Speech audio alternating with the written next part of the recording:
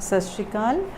ਅੱਜ ਮੈਂ ਤੁਹਾਡੇ ਨਾਲ ਗੱਲ ਕਰਾਂਗੀ ਰਿਕਰੈਂਟ ਪ੍ਰੈਗਨੈਂਸੀ ਲਾਸ ਜਾਂ ਰਿਕਰੈਂਟ ਅਬੋਰਸ਼ਨਸ ਜਾਂ ਜਿਹਨੂੰ ਅਸੀਂ ਰਿਕਰੈਂਟ ਮਿਸਕੈਰੇਜ ਵੀ ਕਹਿੰਦੇ ਹਾਂ। ਇਹਦੇ ਵਿੱਚ 2 ਜਾਂ 3 ਪ੍ਰੈਗਨੈਂਸੀ ਲਾਸ ਜੇ 20 ਹਫ਼ਤੇ ਤੋਂ ਪਹਿਲਾਂ ਹੋਣ ਤਾਂ ਅਸੀਂ ਪੇਸ਼ੈਂਟ ਨੂੰ ਇੱਕ ਰਿਕਰੈਂਟ ਪ੍ਰੈਗਨੈਂਸੀ ਲਾਸ ਜਾਂ ਰਿਕਰੈਂਟ ਮਿਸਕੈਰੇਜ ਦੀ ਕੈਟੇਗਰੀ ਵਿੱਚ ਫਿੱਟ ਕਰਦੇ ਹਾਂ। ਪਰ ਪੇਸ਼ੈਂਟ ਦੇ ਜਦੋਂ 2 ਜਾਂ 3 ਪ੍ਰੈਗਨੈਂਸੀ ਲਾਸ ਹੋ ਜਾਂਦੇ ਆ ਤਾਂ ਉਹ ਬੜੇ ਨਿਰਾਸ਼ ਔਰ ਡਿਪਰੈਸ ਹੋਏ ਹੁੰਦੇ ਆ। ਉਹਨਾਂ ਨੂੰ ਇਹ ਲੱਗਦਾ ਕਿ ਸਾਨੂੰ ਤਾਂ ਪ੍ਰੈਗਨੈਂਸੀ ਹੁਣ ਹੋ ਨਹੀਂ ਸਕਦੀ, ਬਟ ਉਹਨਾਂ ਨੂੰ ਇੱਦਾਂ ਨਹੀਂ ਸੋਚਣਾ ਚਾਹੀਦਾ। ਪ੍ਰੈਗਨੈਂਸੀ ਦਾ ਦਰਵਾਜ਼ਾ ਉਹਨਾਂ ਲਈ ਬੰਦ ਨਹੀਂ ਹੋ ਜਾਂਦਾ, ਬਿਕੋਜ਼ ਈਵਨ 3 ਪ੍ਰੈਗਨੈਂਸੀ ਲਾਸ ਤੋਂ ਬਾਅਦ ਵੀ ਸਕਸੈਸਫੁਲ ਪ੍ਰੈਗਨੈਂਸੀਜ਼ ਅਚੀਵ ਹੋ ਜਾਂਦੀਆਂ ਨੇ। ਅਤੇ ਉਹਨਾਂ ਨੂੰ ਕਿਸੇ ਚੰਗੇ ਡਾਕਟਰ ਦੀ ਕੋਲ ਜਾ ਕੇ ਆਪਣਾ ਸਾਰਾ ਵਰਕਅਪ ਕਰਵਾ ਕੇ ਔਰ ਪ੍ਰੋਪਰ ਟ੍ਰੀਟਮੈਂਟ ਕਰਵਾਉਣਾ ਚਾਹੀਦਾ ਹੈ ਤਾਂ ਕਿ ਉਹਨਾਂ ਦਾ ਨੈਕਸਟ ਪ੍ਰੈਗਨੈਂਸੀ ਲਾਸ ਨਾ ਹੋਵੇ। ਰਿਕਰੈਂਟ ਪ੍ਰੈਗਨੈਂਸੀ ਲਾਸ ਦੇ ਕਾਫੀ ਕਾਰਨ ਨੇ। ਸਾਰੇ ਨਾਲੋਂ ਪਹਿਲਾ ਕਾਰਨ ਜਿਹੜਾ ਹੈਗਾ ਕਿ ਯੂਟਰਾਈਨ ਅਨੈਮਲੀਜ਼, ਯਾਨੀ ਕਿ ਬੱਚੇਦਾਨੀ ਦੇ ਵਿੱਚ ਡਿਫੈਕਟ ਹੋਣਾ। ਇਹ ਕਈ ਮੋਸਟ ਆਫ ਦ ਟਾਈਮਸ ਇਹ ਜਮਾਂਦਰੂ ਹੀ ਹੁੰਦੇ ਹੈ ਕਿ ਬੱਚੇਦਾਨੀ ਕਈ ਵਾਰੀ 2 ਹਿੱਸਿਆਂ 'ਚ ਵੰਡੀ ਹੁੰਦੀ ਹੈ, ਜਾਂ ਉਹਦੇ ਵਿੱਚ ਕੋਈ ਝੱਲੀ ਹੁੰਦੀ ਹੈ, ਜਾਂ ਉਹਦੀ ਸ਼ੇਪਸ ਠੀਕ ਨਹੀਂ ਹੁੰਦੀਆਂ, ਹਾਫ ਸਾਈਜ਼ ਦੀ ਹੁੰਦੀ ਹੈ, ਜਿਹਦੇ ਕਰਕੇ ਪੇਸ਼ੈਂਟ ਨੂੰ ਅਬੋਰਸ਼ਨਸ ਬਾਰ-ਬਾਰ ਹੁੰਦੇ ਹੈ। ਬਟ ਇਹਨਾਂ ਚੀਜ਼ਾਂ ਦਾ ਇਨਵੇਰੀਏਬਲੀ ਸਾਨੂੰ 2 ਅਬੋਰਸ਼ਨਸ ਦੇ ਬਾਅਦ ਪਤਾ ਚੱਲਦਾ ਹੈ, ਪਰ ਇਹਨਾਂ ਦੀ ਕਰੈਕਸ਼ਨ ਹੋ ਸਕਦੀ ਹੈ। ਸੈਕਿੰਡ ਜਿਹੜਾ ਕਾਮਨ ਕਾਜ਼ ਹੈ ਉਹ ਹੈ ਐਪਲਾ, ਜਿਹੜਾ ਕਿ ਆਟੋ ਰਿਜੈਕਸ਼ਨ ਆਫ ਪ੍ਰੈਗਨੈਂਸੀ, ਜਿਹਦੇ ਵਿੱਚ ਆਟੋ ਰਿਜੈਕਸ਼ਨ ਆਫ ਪ੍ਰੈਗਨੈਂਸੀ ਹੋ ਜਾਂਦੀ ਹੈ। ਫੀਮੇਲ ਦੀ ਬਾਡੀ ਫੀਟਸ ਨੂੰ ਇੱਕ ਫੋਰਨ ਬਾਡੀ ਦੀ ਤਰ੍ਹਾਂ ਮੰਨਦੀ ਹੈ ਔਰ ਉਹਦੀ ਬਾਡੀ ਦੇ ਵਿੱਚ ਐਂਟੀਬਾਡੀਜ਼ ਉਹਦੇ ਅਗੇਂਸਟ ਹੁੰਦੀਆਂ ਨੇ, ਜਿਹੜੀਆਂ ਕਿ ਉਸ ਫੀਟਸ ਨੂੰ ਕਿਲ ਕਰ ਦਿੰਦੀਆਂ ਨੇ।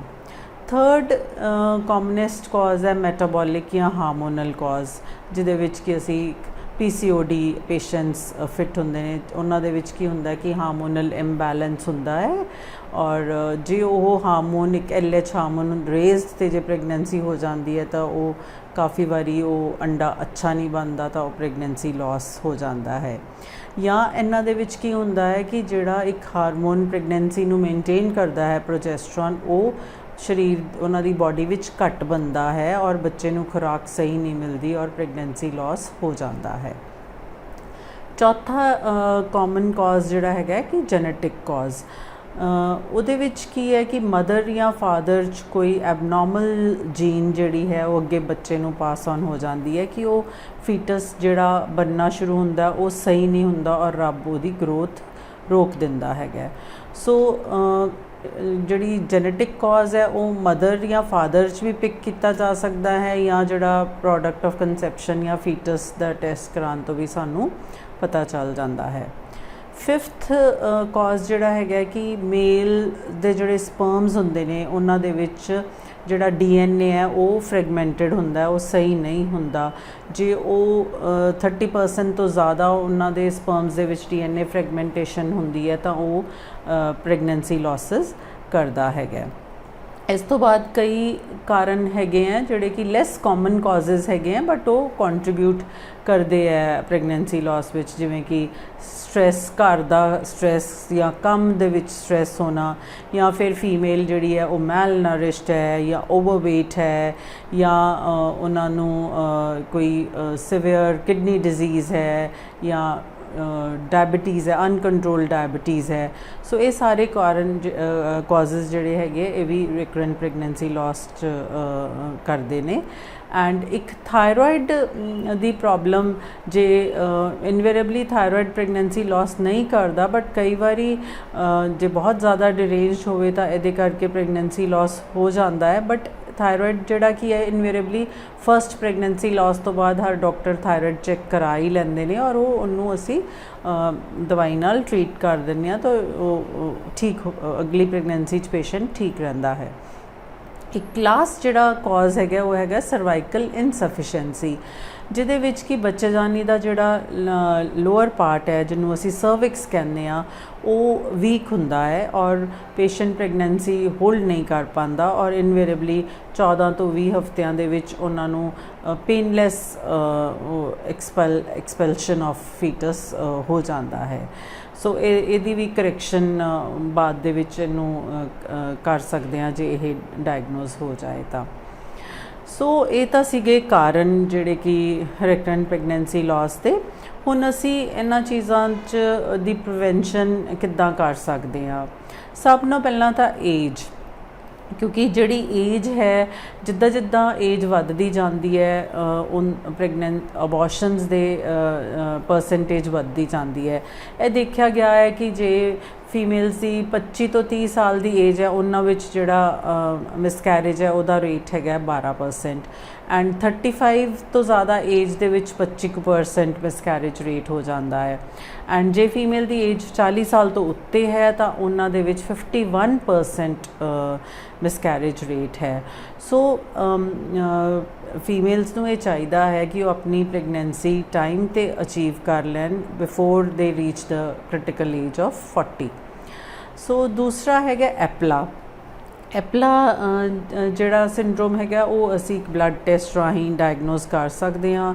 ਜੇ ਪੇਸ਼ੈਂਟ ਦੇ ਵਿੱਚ ਉਹ ਡਿਰੇਂਜ ਆਉਂਦਾ ਹੈ, ਪੋਜ਼ੀਟਿਵ ਆਉਂਦਾ ਹੈ ਤਾਂ ਉਹਨੂੰ ਅਸੀਂ ਐਸਪਰਿਨ ਔਰ ਹੈਪਰਿਨ ਇੰਜੈਕਸ਼ਨਸ ਦੇ ਨਾਲ ਕਰੈਕਸ਼ਨ ਕਰ ਸਕਦੇ ਹਾਂ ਜਾਂ ਜਿੱਦਾਂ ਹੀ ਨੈਕਸਟ ਪ੍ਰੈਗਨੈਂਸੀ ਅਚੀਵ ਹੁੰਦੀ ਹੈ ਉਹਨਾਂ ਨੂੰ ਹੈਪਰਿਨ ਟੀਕਿਆਂ 'ਤੇ ਪਾਇਆ ਜਾਂਦਾ ਹੈ ਔਰ ਉਹ ਫੁੱਲ ਟਰਮ ਪ੍ਰੈਗਨੈਂਸੀ ਆਰਾਮ ਨਾਲ ਅਚੀਵ ਕਰ ਲੈਂਦੇ ਨੇ।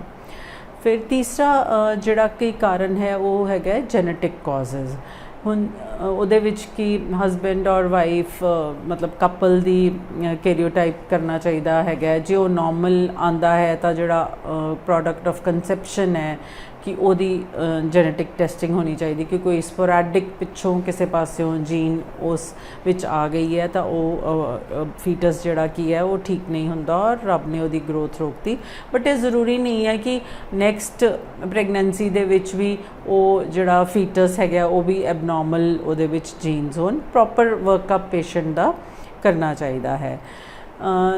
ਚੌਥਾ, ਜੇ ਕੋਈ ਯੂਟਰਸ ਦੇ ਵਿੱਚ ਜੈਨੇਟਿਕ ਸਟਰਕਚਰਲ ਡਿਫਾਰਮਿਟੀ ਹੈ ਜਿਵੇਂ ਕਿ ਜੋ ਸੈਪਟੇਟ ਹੈ ਜਾਂ ਕੋਈ ਹੋਰ ਪ੍ਰੋਬਲਮ ਹੈ, ਪੋਲਿਪ ਹੈਗਾ ਤਾਂ ਉਹ ਉਹਦੀ ਕਰੈਕਸ਼ਨ ਕਰਨੀ ਚਾਹੀਦੀ ਹੈ।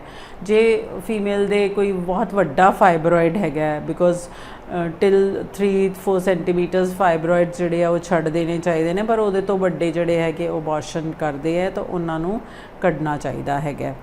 ਐਂਡ ਜੇ ਮੇਲਸ ਦਾ ਸਪਰਮ ਡੀਐਨਏ ਫਰੈਗਮੈਂਟੇਸ਼ਨ ਦਾ ਟੈਸਟ ਵੀ ਅੱਜ ਕੱਲ੍ਹ ਹੈਗਾ ਅਵੇਲੇਬਲ, ਉਹ ਕਰਵਾਉਣਾ ਚਾਹੀਦਾ ਹੈ। ਜੇ ਉਹ ਐਬਨੋਰਮਲ ਆਉਂਦਾ ਹੈ ਤਾਂ ਉਹਨਾਂ ਨੂੰ ਦਵਾਈ ਵਗੈਰਾ ਦੇ ਕੇ ਜਾਂ ਉਹ ਫਿਰ ਠੀਕ ਕੀਤਾ ਜਾ ਸਕਦਾ ਹੈ। ਦੈਨ ਅੱਗੋਂ ਜੇ ਥਾਇਰੋਇਡ ਕੁਝ ਪ੍ਰੋਬਲਮ ਆਉਂਦੀ ਹੈ ਤਾਂ ਥਾਇਰੋਇਡ ਦੀ ਕਰੈਕਸ਼ਨ ਕਰਨੀ ਚਾਹੀਦੀ ਹੈ। ਔਰ ਜੇ ਪੇਸ਼ੈਂਟ ਓਵਰਵੇਟ ਹੈਗਾ ਤਾਂ ਉਹਨਾਂ ਨੂੰ ਆਪਣਾ weight lifestyle modifications and dietary changes ਲਿਆ ਕੇ ਵੇਟ ਰਿਡਿਊਸ ਕਰਨਾ ਚਾਹੀਦਾ ਹੈ। PMI ਜਿਹੜਾ ਹੈਗਾ ਉਹ 25 ਦੇ ਆਸ-ਪਾਸ ਰੱਖਣਾ ਚਾਹੀਦਾ ਹੈ। And then smoking and alcohol ਜਿਹੜੇ ਹੈ ਕਿ ਉਹ ਬਹੁਤ ਕੰਟਰੀਬਿਊਟ ਕਰਦੇ ਨੇ ਮਿਸਕੈਰੇਜ ਦੇ ਵਿੱਚ। ਸੋ ਇਹਨਾਂ ਦੀ ਵਰਤੋਂ ਜਿਹੜੀ ਹੈ ਪ੍ਰੈਗਨੈਂਸੀ ਦੇ ਵਿੱਚ ਘੱਟ ਤੋਂ ਘੱਟ ਹੋਣੀ ਚਾਹੀਦੀ ਹੈ। ਐਂਡ ਕੈਫੀਨ ਜਿਹੜੀ ਕਿ ਕੌਫੀ ਔਰ ਚਾਹ ਦੇ ਵਿੱਚ ਪਾਈ ਜਾਂਦੀ ਹੈ, ਇਹਦੀ ਵੀ ਇਨਟੇਕ ਪ੍ਰੈਗਨੈਂਸੀ ਦੇ ਵਿੱਚ ਘੱਟ ਹੋਣੀ ਚਾਹੀਦੀ ਹੈ। ਐਂਡ ਜੇ ਸਰਵਾਈਕਲ ਇਨਕੰਪੀਟੈਂਸ ਜਾਂ ਕਿ ਯੂਟਰਸ ਦਾ ਜਿਹੜਾ ਨੀਚੇ ਵਾਲਾ ਪਾਰਟ ਹੈ ਉਹ ਕਮਜ਼ੋਰ ਹੈ ਤਾਂ ਉਹਦਾ ਇੱਕ ਨੈਕਸਟ ਪ੍ਰੈਗਨੈਂਸੀ ਦੇ ਵਿੱਚ 14 ਹਫ਼ਤੇ 'ਤੇ ਸਟਿਚ ਲਗਵਾ ਕੇ ਪੇਸ਼ੈਂਟ ਜਿਹੜਾ ਹੈ ਕਿ ਆਪਣੀ ਪ੍ਰੈਗਨੈਂਸੀ ਐਂਡ ਤੱਕ ਲੈ ਕੇ ਜਾ ਸਕਦਾ ਹੈ। ਸੋ ਇਹ ਤਾਂ ਸੀਗੇ ਜਿਹੜੇ ਕਿ ਪ੍ਰੀਵੈਂਸ਼ਨ ਜਿਹੜੀ ਕਿ ਕਰਨੀ ਚਾਹੀਦੀ ਹੈ ਰਿਕਰੈਂਟ ਮਿਸਕੈਰੇਜ ਵਾਲੇ ਪੇਸ਼ੈਂਟਸ ਨੂੰ। ਫਿਰ ਇਹਨਾਂ ਦੇ ਟੈਸਟ ਜਿਹੜੇ ਕਿ ਸਭ ਨਾਲੋਂ ਪਹਿਲਾਂ ਤਾਂ ਪੇਸ਼ੈਂਟ ਨੂੰ ਇੱਕ ਅਲਟਰਾਸਾਊਂਡ ਕਰਵਾਉਣਾ ਚਾਹੀਦਾ ਹੈ ਜਿਹਦੇ ਵਿੱਚ ਸਾਨੂੰ ਸਟਰਕਚਰਲ ਯੂਟਰਾਈਨ ਅਨੋਮਲੀਜ਼ ਜਾਂ ਯੂਟਰਸ 'ਚ ਕੋਈ ਡਿਫੈਕਟ ਪਤਾ ਚੱਲ ਜਾਂਦਾ ਹੈ। ਔਰ ਹਿਸਟੈਰੋਸਕੋਪੀ ਦੇ ਵਿੱਚ ਵੀ ਸਾਨੂੰ ਯੂਟਰਸ ਦੀਆਂ ਡਿਫਾਰਮਿਟੀਜ਼ ਪਤਾ ਚੱਲਦੀਆਂ ਹੈ। ਸੋ ਇਹ ਦੋ ਇਨਵੈਸਟੀਗੇਸ਼ਨਸ ਫੀਮੇਲ ਵਾਸਤੇ ਜ਼ਰੂਰੀ ਨੇ। ਫਿਰ ਇੱਕ ਐਪਲਾ ਦਾ ਟੈਸਟ ਜਿਹਦੇ ਵਿੱਚ ਅਸੀਂ ਐਪਲਾ ਡਾਇਗਨੋਜ਼ ਕਰ ਸਕੀਏ, ਔਰ ਮੇਲਸ ਦਾ sperm DNA fragmentation test, and then ਦੋਨੋਂ ਪਾਰਟਨਰਸ ਦਾ ਇੱਕ, ਜੇ ਬਾਕੀ ਸਭ ਟੈਸਟ ਠੀਕ ਹੈ ਤਾਂ ਫਿਰ ਐਂਡ ਵਿੱਚ ਇੱਕ ਕੈਰੀਓਟਾਈਪਸ ਬੋਥ ਮੇਲ ਔਰ ਫੀਮੇਲ ਪਾਰਟਨਰ ਦੀ ਹੋਣੀ ਚਾਹੀਦੀ ਹੈ। ਸੋ ਇਹ ਤਾਂ ਸੀਗੀਆਂ ਇਨਵੈਸਟੀਗੇਸ਼ਨਸ। ਸੋ ਜਿਵੇਂ ਕਿਸੇ ਵੀ ਪੇਸ਼ੈਂਟ ਨੂੰ ਇੱਦਾਂ ਬਾਰ-ਬਾਰ ਜੇ ਮਿਸਕੈਰੇਜ ਜਾਂ ਅਬੋਰਸ਼ਨਸ ਹੋ ਰਹੇ ਹੈ ਤਾਂ ਉਹਨਾਂ ਨੂੰ ਇੱਕ ਅੱਛੇ ਡਾਕਟਰ ਦੀ ਸਲਾਹ ਲੈ ਕੇ ਆਪਣੇ ਸਾਰੇ ਟੈਸਟ ਕਰਵਾਉਣੇ ਚਾਹੀਦੇ ਨੇ, ਔਰ ਉਹਨਾਂ ਨੂੰ ਤਾਂ ਕਿ ਪਤਾ ਚੱਲ ਜਾਏ ਕਿ ਪ੍ਰੋਬਲਮ ਕਿੱਥੇ ਹੈ, ਔਰ ਉਹਨਾਂ ਦੀ ਨੈਕਸਟ ਜਿਹੜੀ ਪ੍ਰੈਗਨੈਂਸੀ ਹੈ ਉਹ ਕੰਟੀਨਿਊ ਕਰ ਸਕੇ, ਔਰ ਉਹਨਾਂ ਨੂੰ ਸਕਸੈਸਫੁਲ ਉਹ ਪ੍ਰੈਗਨੈਂਸੀ ਪਾਉਣ ਵਿੱਚ ਸਕਸੈਸਫੁਲ ਹੋ ਸਕਣ। ਧੰਨਵਾਦ।